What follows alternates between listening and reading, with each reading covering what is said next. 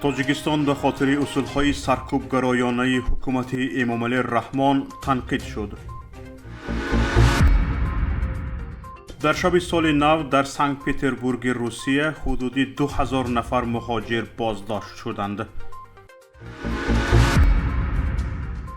6 محبوس مسلح از تمرینگاه سازمان جنگجوی واگنر از جمله 3 ازبک و 1 قرغیز گریخته‌اند.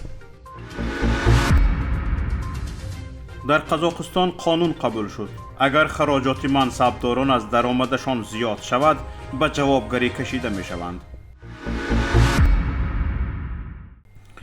سازمان گزارشگران بدون مرز فشاری بردوام علیه روزنامه‌نگاران در تاجیکستان را محکوم کرده خواهان رهایی روزنامه‌نگاران زندانی شد.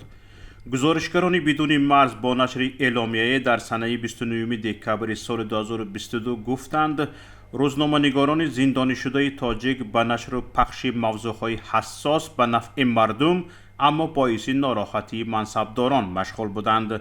مؤلفان اعلامیه گفتند این حکم‌های سنگین و از آغاز ماه اکتبر پی هم اعلان شده برای روزنامه‌نگاران مستقل در تاجیکستان که هنوز جرأت بیان اندیشه خود را دارند تهدید به شمار می رود.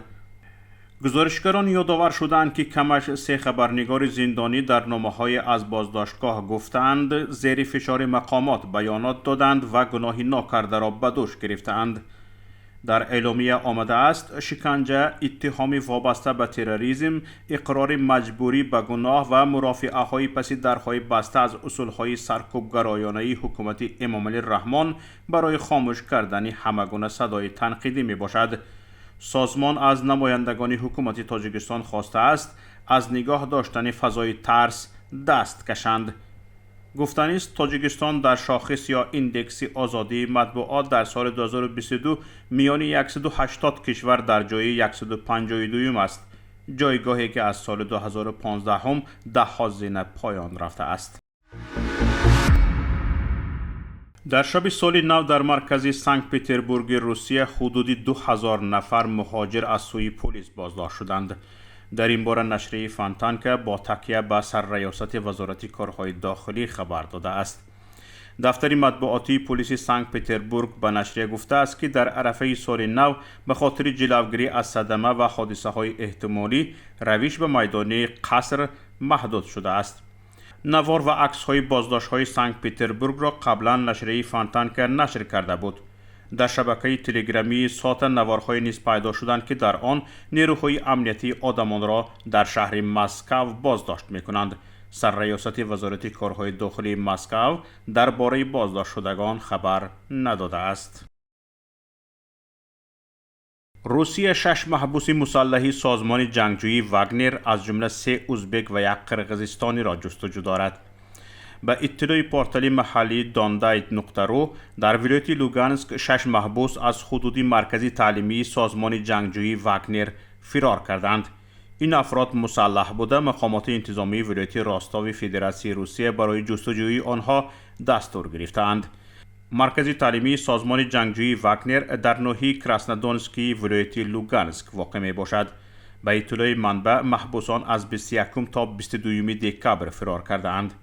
در میان آنها 3 شهروند ازبکستان و 1 نفری از روسیه، بلاروس و قرغیزستان نیز هستند. اسم آنها و جزئیات درباره فراری آنها در خبر آورده نشده است.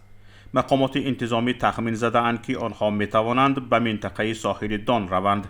از ساکنان این منطقه خواهش شده است که به شخصانی که لباس حربی دارند توجه مخصوص ظاهر کنند.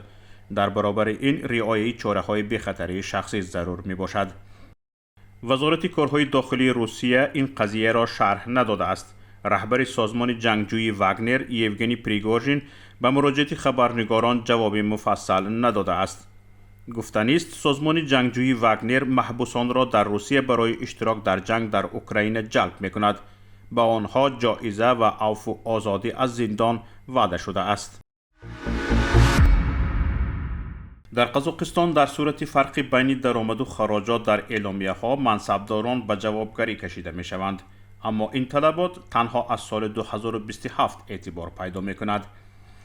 در این باره خبرگزاری تنگری نیوز اطلاع داده نوشت که در مجموع سنت پارلمانی قزاقستان به 3 کودکس و 8 قانون تغییرات ضد فساد را قبول کرد و در آن این طلبات آورده شده است. طبق این سند اگر خراجات از درآمد رسمی شخصی منصبدار زیاد باشد 90% این فرقیت همچون جریمه مأموری به دولت برگردانیده می شود. اگر فرقیت از درآمد سالانه خدمتچی دولتی زیاد باشد آنگاه شخص به سبب پای منفی امکانی در خدمت دولتی بودن را برای 3 سال از دست می دهد.